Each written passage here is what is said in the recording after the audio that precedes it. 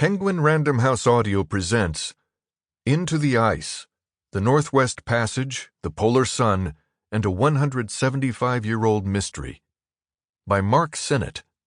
Read for you by Mark Deakins.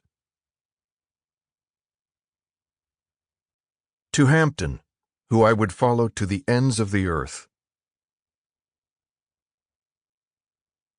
Introduction. In some ways, this story begins with a name and a long-nurtured secret dream that one day I'd own an ocean-going sailboat, and when I did, I would christen it Polar Sun. I never told a single person of this plan, and I'm sure it would have surprised most people who knew me because I was a guy whose life had always revolved around mountains, not the sea. Ever since I was a young man growing up in New Hampshire, amidst the storm-lashed White Mountains, I've centered my existence on outdoor adventure, and I suppose I sort of stumbled into the realization that it is out in the high and wild places in this world that I've always felt the closest to whomever it is that I really am. This never-ending search for my true self has by now led me on more than 36 international climbing expeditions to places like the Arctic, Patagonia, the Himalayas, the Sahara, and the Amazon jungle. I've been extraordinarily lucky, and along the way, I figured out how to turn my passion into a job. In addition to working as a mountain guide and running a climbing school, I've been a member of the North Face Global Athlete team for more than half my life, and I routinely share stories about my adventures on the stage and in magazines like Climbing, Outside, and National Geographic. More recently, I've written 2 nonfiction books, The Impossible Climb and The Third Pole. But when I look back over all the mountains I have climbed, there is one that stands like a sacred totem of my identity as a climber. An Arctic rock tower that rises nearly a mile from the ocean in a remote fjord on the east coast of Canada's Baffin Island. It's called the Polar Sun Spire, and on my second attempt to climb it in the summer of 1996, Jeff Chapman, Warren Hollinger, and I reached the summit via its north face after 39 days on the wall. Our route followed a crack system that arced through a massive overhanging amphitheater of dark gray gneiss, with rock quality that varied from diamond hard to a pumice-like choss that we could dig through with our fingers. The cliff was so steep and our line so traversing that we soon passed a point of no return. The only way off was to climb up and over and go down the back. Thus committed, we kept pushing upward, risking huge falls in the searing cold and slowly turning into madmen as we lived on the vertical and slept in a hanging cot called a portaledge. Ours was a custom-designed double-decker, with a tight 2-person upper bunk and a hammock below that we nicknamed Little Rico. Since the sun never set, we went on an Arctic schedule, climbing for 24 hours, then resting for 12. We had launched with food for 30 days, and when we'd been on the wall for a month and still hadn't reached the summit, we cut rations to 1 Snickers bar and a single Lipton noodle pack that we'd split 3 ways every 36 hours. For the last 10 days of the climb, we went to bed hungry, which, combined with the other stresses of living on the side of a cliff in a cramped space with 2 other people, often brought out the worst in our characters. "Your leg is on my side," I'd say to Jeff, who'd take a long draw on his hand-rolled cigarette, then silently exhale the smoke in my face. Warren was an EMT, and he would share random medical facts with me just to see how I would react. He knew that I was a worrier, and that we were weeks away from the nearest hospital. "Man, would it suck if you got appendicitis up here," he said one day as he leered over the side of the top bunk down into Little Rico. Maybe it was the intensity of the hardship, but when the pendulum swung the other way, as it always did, we found magic up on the Polar Sun Spire, moments of sublime beauty when the sun bathed our portaledge in auburn rays at 2 in the morning. A profound, pulsing silence broken only by the susurrus whispering of the wind, and pure joy that would sometimes erupt unbidden with cries of exultation heard by no one but us as we dangled high above the frozen ocean. In the Arctic, one can't help but feel one's place in the cosmos. Tiny, insignificant, yet finely woven into the fabric that connects all things.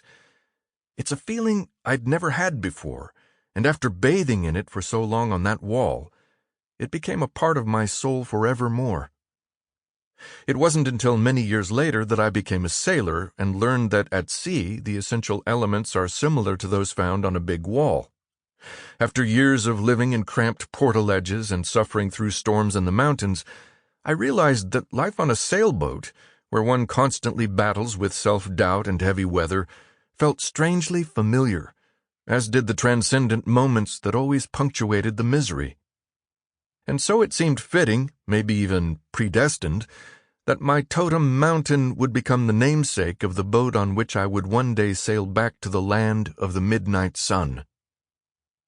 First, though, I had to find my way from the mountains to the sea, and looking back, I'm not sure that would have happened if not for a chance encounter.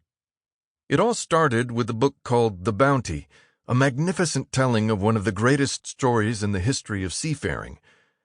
Halfway through Caroline Alexander's account of the 1789 mutiny aboard HMS Bounty, I turned the page and found myself spellbound by a circa 1825 painting by Frederick William Beechey of the Bounty mutineers rowing one of their longboats across Pitcairn Island's Bounty Bay. Pitcairn, I learned, is a 1.5 square mile rock sticking out of the middle of the South Pacific Ocean. It's the most remote inhabited landmass on Earth, and it also has the distinction of being the place where Fletcher Christian attempted to create a utopian society after leading his mutiny against the tyrannical Captain William Bligh.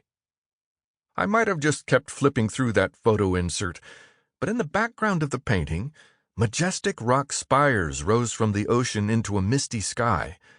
I, of course, focused immediately on the cliffs and wondered if anyone had ever climbed them. Pitcairn is too small and rugged for an airstrip and too remote for any kind of ferry service, so the only reliable way to get there is via a private yacht. It didn't take me long to hatch a plan to charter a sailboat and lead the first-ever exploratory rock-climbing expedition to Pitcairn, and with financial backing from the North Face and National Geographic, I eventually found a 66-foot sailboat based in French Polynesia called Picasso, which was available for private charter. And so, in the spring of 2005, I set off for Pitcairn with 3 friends, including a budding young filmmaker named Jimmy Chin.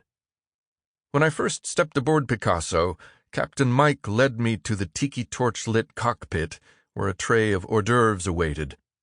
We sat down, and he showed me how I could reach between my legs to a cooler filled with cold beer. As we clinked bottles, I breathed in the scent of the tropical flowers wafting over from the verdant shore. I could get used to boat life, I thought, feeling at ease in the world.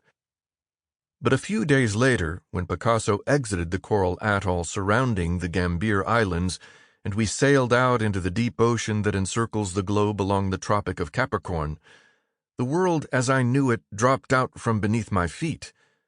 Before we set off, Captain Mike had told me in his thick Aussie drawl that seasickness was all about mind over matter, mate. I've got a strong mind, I remember thinking. I should be fine. But I probably should have factored in that I had somehow made it well into my 30s without ever stepping onto a sailboat. By staying up in the cockpit and staring at the horizon, I managed to hold it together for several hours as Picasso took off on a wild rodeo ride through the waves. But later that night, when I ducked below deck to find my bunk, the boat lurched in an odd way and my stomach did a sudden somersault. That strength of mind immediately vacated my person, and I threw up for hours, eventually dry heaving so hard that I pulled a muscle in my neck. When the sun finally came up the next day, I straggled back to the cockpit where Captain Mike was tethered to the helm with a soggy, lit cigarette dangling from his lips as waves of frothy water swept across the deck. When he saw my pathetic green visage, he cracked a half-smile and, without touching his cigarette, advised me that it was time to man up, dog. A few hours later, I talked Captain Mike into turning back, and we spent the next 10 days waiting for another weather window in a lagoon off the island of Mangariva. When we set off for Pitcairn the second time, I was wearing a scopolamine seasickness patch behind my ear. Sample complete. Ready to continue?